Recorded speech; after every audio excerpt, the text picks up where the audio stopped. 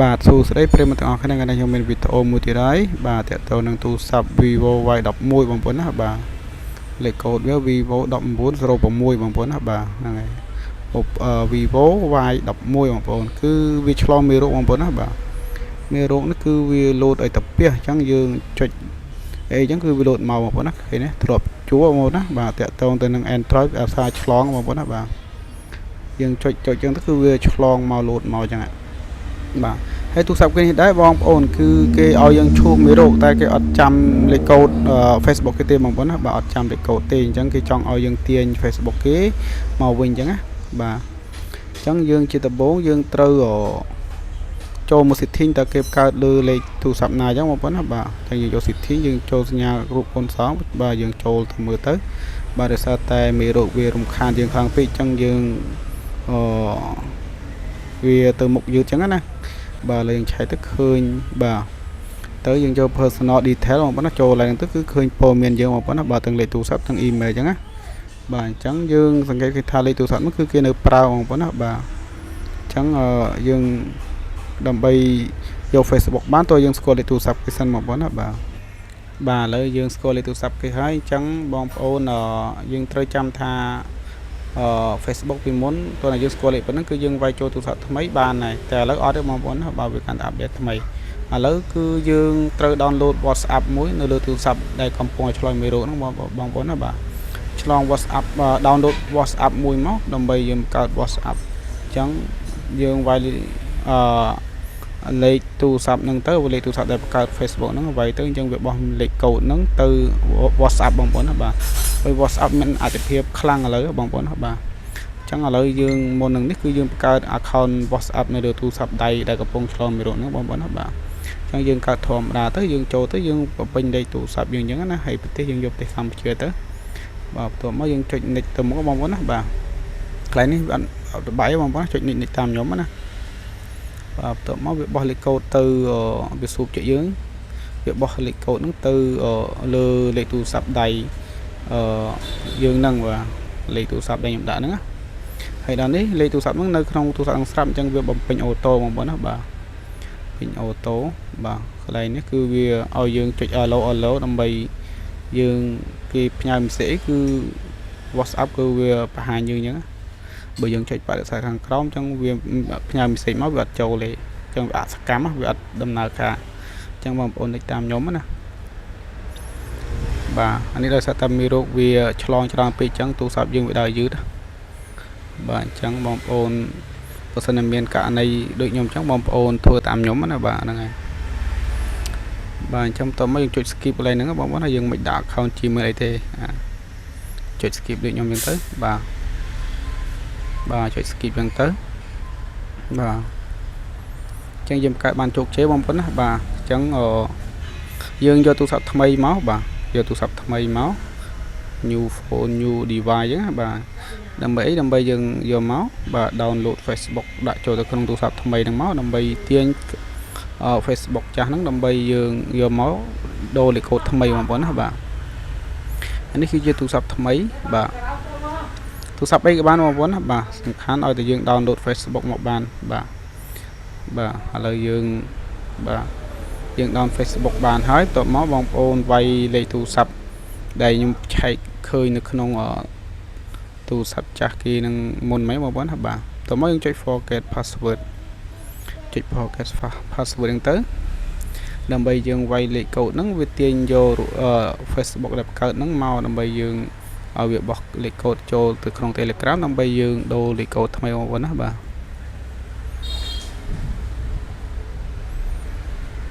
ទចាំតែបងប្អូនបាទ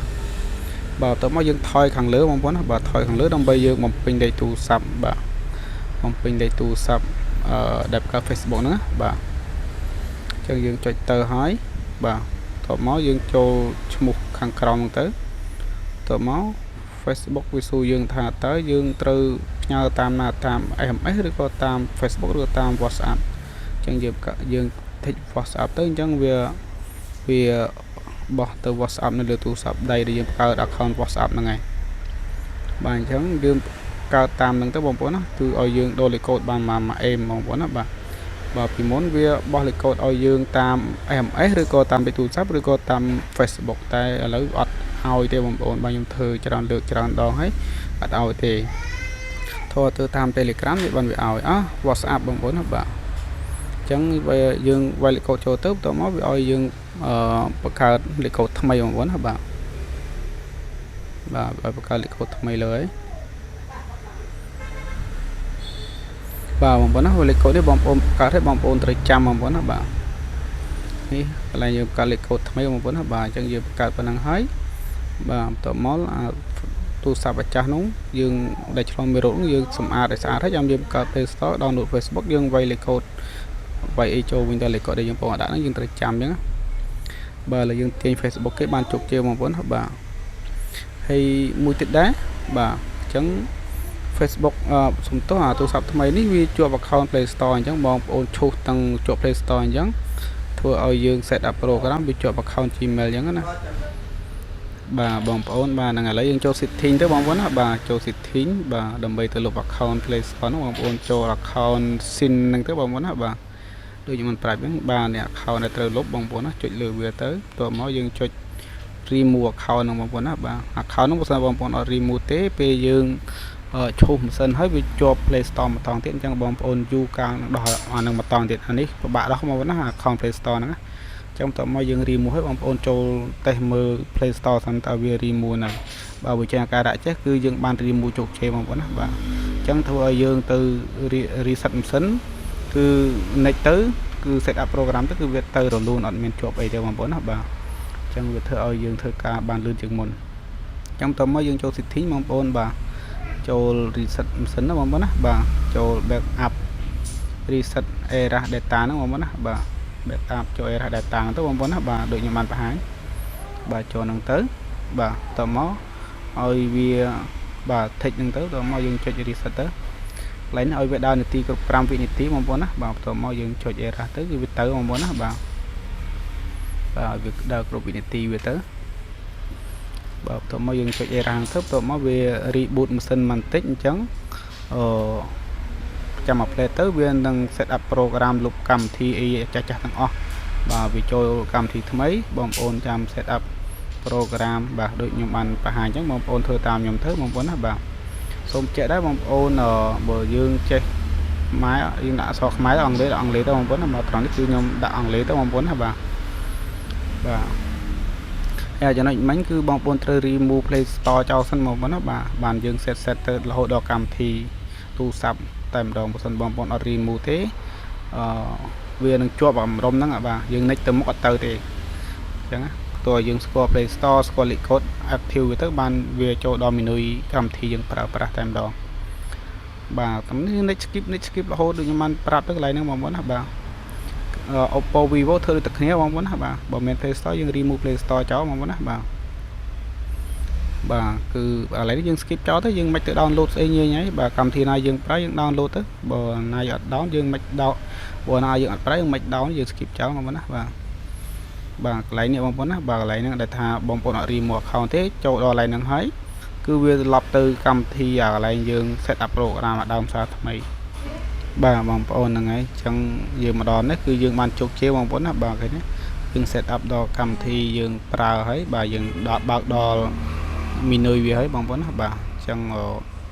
យើងធ្វើការបង្កើត Play Store ឡើងសារថ្មីវិញដើម្បីយើងវាយ Facebook គេចូលវិញអញ្ចឹងបងប្អូនណាបាទអញ្ចឹងវីដេអូនេះដែរបងប្អូនចំណេញបានទាំងដោះលេខកូដបាទហើយនឹងបង្កើត Play Store អញ្ចឹងរបៀបបង្កើត Play Store បងប្អូនតាមដានខ្ញុំទៅបាទជាដំបូងយើងចូល Play Store តមកចូលក្រោមយើងចូល for myself បងប្អូនណាបាទបង្កើតអាហ្នឹងទៅសម្រាប់ខ្លួនយើងបងប្អូនណាបាទចំពោះឈ្មោះវិញហ្នឹងឯងយើងចេះដាក់ទៅបងប្អូនណាបាទចេះដាក់យ៉ាងទៅបាទដាក់យ៉ាងទៅតមក Gmail ឲ្យយើងបំពេញខ្លួនយើងបាទកន្លែងនេះកន្លែងថ្ងៃខាងកំណើតបងប្អូនណាបាទថ្ងៃខាងកំណើតនេះខ្ញុំចេះដាក់ទៅបងប្អូនណាបាទកន្លែងនេះយើងដាក់ page អីចឹងណាបាទតមកកន្លែងemail បងប្អូនដាក់សអីសទៅបងប្អូនណាបើសិនជាមានហើយចឹងហើយគេជន់អញ្ចឹងគេឲ្យអូតូឲ្យមកឲ្យយើងគេដាក់លេខពីមុខលេខប្រហែលលេខអញ្ចឹងទៅបាទដើម្បីគេថាលេខនេះគេអត់ទាន់មានទេអញ្ចឹងយើងរើសអូតូអញ្ចឹងបងប្អូនណាបាទតមកឡើយនេះយើងដាក់លេខទូរស័ព្ទយើងដើម្បីឲ្យវាបោះលេខកូដទៅ លេខទូរស័ព្ទហ្នឹងដើម្បីសុំសិទ្ធិចុះឈ្មោះប្រើ account Gmail អញ្ចឹងបងប្អូនបាទបើសិនជាយើងអត់មានលេខទូរស័ព្ទទេយើងកើតបានដែរគាត់ថាកើតហើយវា error វិញបើស្អីយើងដាក់លេខទូរស័ព្ទទៅយើងប្រើបានរហូតអត់ error ទេបាទត្រង់នេះគឺយើងបានកើតបានជោគជ័យបងប្អូនណាបាទអញ្ចឹងបងប្អូនចំណេញច្រើនរបៀបមើលទូរស័ព្ទយើងឆ្លងមេរោគយើងត្រូវដោះស្រាយមិនបន្ទាប់មកយើងត្រូវចម្លង Facebook ទៅទូរស័ព្ទថ្មីមិនបាទរបៀបបដូរលេខកូដបាទហើយរបៀបបង្កើត Gmail ហើយរបៀបដាក់អក្សរខ្មែរបងប្អូនណាបាទយើងសរសេរអក្សរខ្មែរហៅជាអក្សរខ្មែរជាភាសាខ្មែរអញ្ចឹងណាយើងហៅសំឡេងអីខ្មែរលោតតាមអញ្ចឹងបាទតោះមកយើងកើតបានយើងត្រូវ download Facebook បងប្អូនណាបាទ download Facebook download Messenger អញ្ចឹងណា download YouTube អញ្ចឹងណាបាទ download ចោលទៅព្រោះអីអ្នកប្រើ Facebook អ្នកប្រើទូរស័ព្ទហ្នឹងគាត់អត់ចេះ download អីទេអញ្ចឹងយើងជាជាងយើងត្រូវធ្វើឲ្យគាត់បានគ្រប់កម្មវិធីអញ្ចឹងណាដើម្បីឲ្យគាត់ប្រើទៅល្អដូចដើមដូចមុនអញ្ចឹងបាទតោះមកយើង download YouTube បងប្អូនណាបាទ download YouTube ទៅបាទ download ចោលមកណាមួយផ្លេតគឺ download ហើយបាទ Facebook យើងដល់បានពាក់កណ្ដាលហើយបាទតោះមកយើង down អក្សរខ្មែរបងប្អូនណាបាទនេះអក្សរខ្មែរ Gboard បងប្អូនណាឈ្មោះវា Gboard បាទអក្សរខ្មែរនេះគឺយើងសរសេរលុយបងប្អូនណាយើងហើយជាសំឡេងយើងសរសេរយើងដាក់រូប sticker អីយើងសបោបែបបងប្អូនណាបាទតោះមកយើងចូល Facebook ថ្មីហើយសុំទោសយើងចូលកម្មវិធី Facebook ហ្នឹងទៅបន្ទាប់មកលេខហ្នឹងនៅនឹងស្រាប់អញ្ចឹងយើងចូល Facebook ទៅលេខហ្នឹង load auto តែម្ដងបងប្អូនណា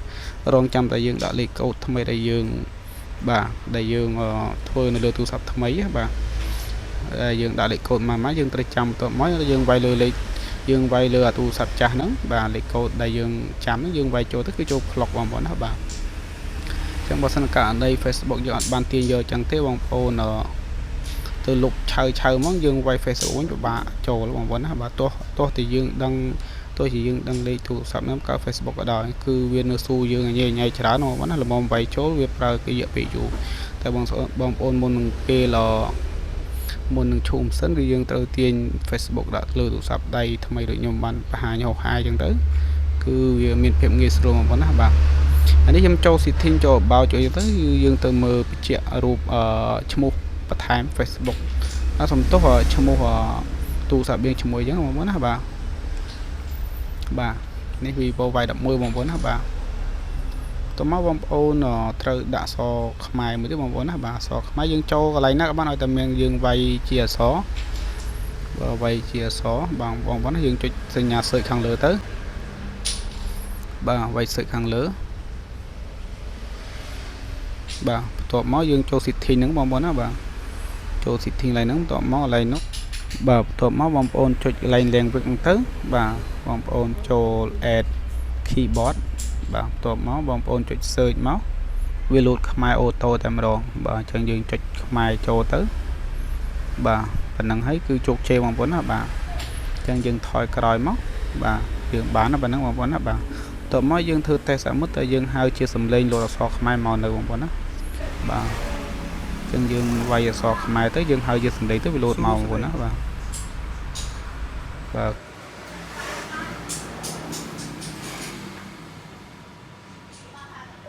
សុខសប្បាយ